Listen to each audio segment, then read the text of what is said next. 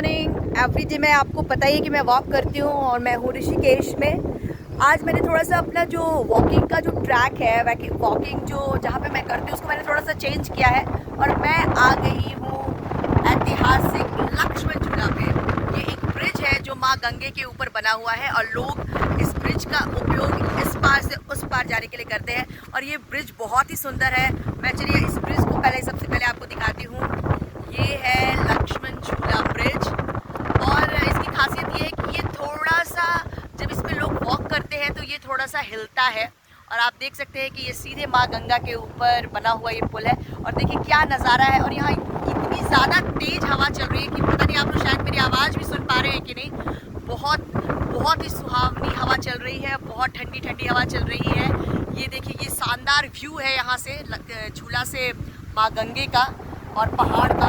तो यहाँ घूमना बहुत ही अच्छा लग रहा है और मैं दिखाऊँ ये इधर भी वैसा ही है नज़ारा। हर जगह से ये पुल जो है वो बड़ा ही खूबसूरत लगता है। तो इस पुल पे मैं वॉक कर रही हूँ। आइए मैं थोड़ा सा आपको एक राउंड कैमरे का घुमाती हूँ और सारा व्यू दिखाती हूँ।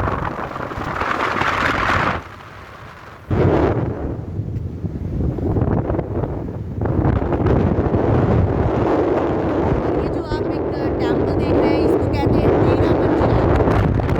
13 मंजिल है और हर मंजिल पे बहुत सारे देवी देवताओं का स्थान है। और आप जब भी ऋषिकेश आए तो लक्ष्मण झूला तो जो भी आता है उसी को आता है लक्ष्मण झूला आए। और देखिए कुछ हमारे गौ माता भी बैठी हुई है लक्ष्मण झूला पर हवा का आनंद ले रही है। तो जब भी आए और ये 13 मंजिला जो मंदिर है इसको भी आप विजिट कर सकते हैं।